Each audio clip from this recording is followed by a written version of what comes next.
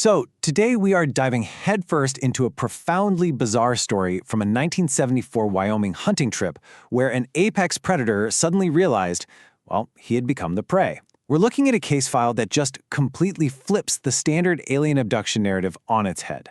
I mean, this isn't your typical story about a human being chosen for some grand cosmic purpose or imparted with universal wisdom. No, this explanation is about a man who was inspected, methodically graded, and ultimately just discarded.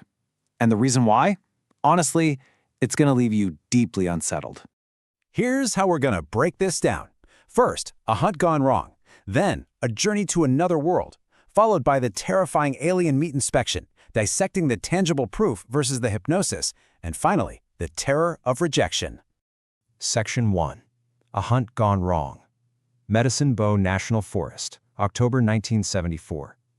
Carl Higdon thought he was just taking a normal day off to hunt elk. Carl was a 41-year-old oil rig foreman, a super experienced hunter, and he was way out deep in rugged country. He aims his 7mm Magnum rifle at this massive bull elk, right? And he fires. But the gun doesn't kick. Astonishingly, the bullet just sort of slides out of the barrel, floats about 50 feet in the air, and drops softly to the ground. When Carl goes to pick it up, the air starts crackling with this heavy static electricity. He turns around and comes face to face with something entirely impossible. The creature that appeared, calling itself Asso, was just utterly absurd and terrifying. It stood 6'2", bow-legged, and completely lacked a chin or a neck. Its teeth were flat and blocky. They looked exactly like 2 rows of dice. And the craziest part? Where a hand should have been, Asso just had a thin metal rod extending from its sleeve, almost like a drill. Then, from the very tip of that metal drill, a clear cellophane pack just seamlessly floats right over to Carl. Inside were 4 small pills. Asso tells him, casually, that just a single one of these pills would feed him for 4 entire days. Now keep in mind, Carl was a guy who notoriously refused to take pills. He wouldn't take vitamins, wouldn't even take a basic aspirin for a severe headache. Yet, when offered this mysterious extraterrestrial capsule, he swallows it immediately. No second thoughts. None. That uncharacteristic, unquestioned compliance out in that frozen clearing, that marked the absolute end of his free will on Earth. When Asso asked if Carl wanted to go with him, Carl just blankly replied, "I guess so." Section 2. Journey to Another World. Inside the glass cube. The trap had been totally sprung. Before he can even process what's happening, boom! Carl is pinned down in a seat with the heavy wired helmet literally forced onto his head. He's suddenly trapped inside this transparent 7-foot glass box. Completely helpless, he watches as Asso just casually points his metal drill at Carl's massive 2-ton company truck, and the heavy vehicle instantly vanishes into thin air. To put this journey into perspective for a second, Asso tells him they're heading to his home planet, which is a staggering 163,000 light-years away from Earth. Behind them, our entire planet just quickly shrinks down to the size of a basketball before vanishing completely into the black void. So he's trapped inside this deeply claustrophobic ship, and Carl is desperately taking stock of his surroundings. There are 4 seats total. They're occupied by Carl, Asso, and a second, completely identical alien. Carl's trusty hunting rifle is stored securely out of reach, completely useless now. Over on the wall, there's this intricate control panel displaying a really complex map of a 9-planet solar system, but the most horrifying detail? There's a mirror mounted on the ceiling. Looking up into its reflection, Carl's blood just runs ice cold. Those 4 elk he'd been hunting just moments earlier, they were caged, frozen, and stacked right alongside him in that tiny craft. Section 3. The Alien Meat Inspection. The Tower on a Dying Planet. Welcome to the Cosmic Slaughterhouse, honestly. They finally land on this barren, blindingly bright planet. I mean, so bright that Carl is subjected to intense heat and light that physically burns his retinas. He's quickly taken to a massive, imposing structure that kind of looks like the Space Needle. At the base, Carl is absolutely stunned to see 5 completely ordinary human beings just standing around in a circle. Regular clothes, teenagers, a young girl, just casually chatting, totally ignoring his desperate cries for help. From there, the aliens process Carl with his cold, methodical precision. He's escorted into an elevator with 0 buttons and placed all alone in a vast, empty examination room. A glass panel materializes out of nowhere, and Asso just stares through it. See, there was no grand cosmic communication here. Asso clinically studied him exactly the way a human doctor coldly examines an X-ray for disease. After that silent, penetrating inspection, Asso finally delivers his verdict. Quote, "You're not what we want. We'll take you back." That's it. No apology, no explanation whatsoever. Just a swift, incredibly cold rejection. Carl faced the ultimate judgment and was immediately discarded by this higher intelligence. The alien pill was effortlessly extracted from his stomach using that drill arm, his useless primitive hunting rifle was shoved back into his hands, and he was simply sent away.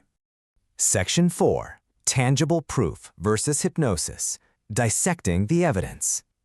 The nightmare in space was over, but the mystery down on Earth was just getting started. Suddenly, the alien tower and the blinding light just vanish, and Carl finds himself unceremoniously dropped right back into the wet, freezing Wyoming woods. Now, what makes this case so incredibly fascinating is the timeline of hard evidence we have from these early hours, which is long before any hypnosis was ever involved. At 6:30 p.m., a deeply disoriented Carl stumbles into a truck he doesn't even recognize as his own. He's frantically using the CB radio to call for help, utterly unable to remember his own name, or even figure out how to use a basic stick shift. By 11:30 p.m., a search party is actively looking for him out in the pitch-black woods.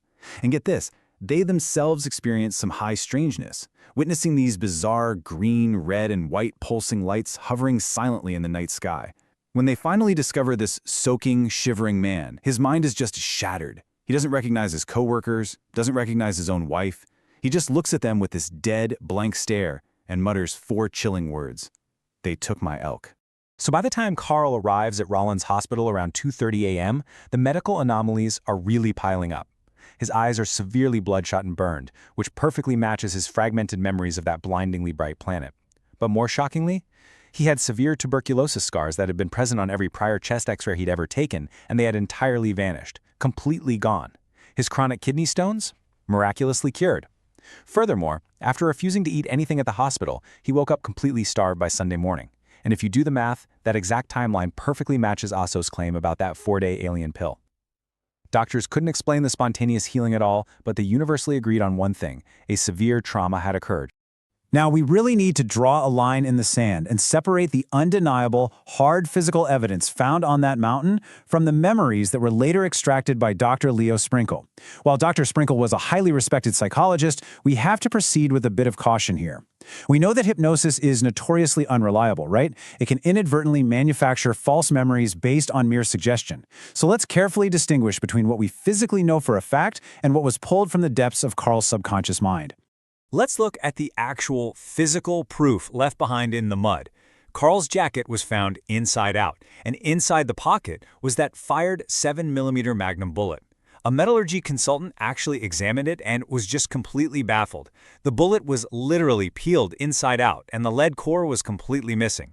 That proves it had hit something of immense, impossible density right in midair.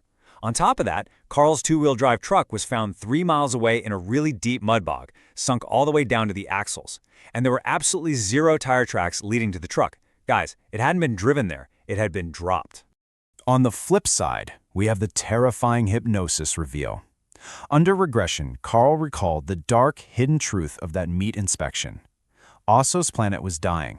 They had lost their entire food chain, so the aliens were basically traveling across the cosmos, collecting animals, including humans, and bringing them back to factory farm them for food. That little pill Carl swallowed, it was literally livestock feed. And the reason Carl was ultimately rejected and sent back? He'd previously had a vasectomy. To a highly advanced, starving alien race, Carl was nothing more than bad breeding stock. I mean, it is just a vivid, terrifying picture of cosmic agriculture. Section 5. The Terror of Rejection. The Ultimate Insult. Unlike almost every other abduction account out there, where the victim is told they're somehow special, or chosen, or they're this grand messenger for mankind, Carl's terrifying experience ends with a profound insult. He wasn't special. He was graded, weighed, and deemed utterly worthless. So I leave you with this final thought to ponder today. What is truly more terrifying? The idea that highly advanced beings might come and take us in the night?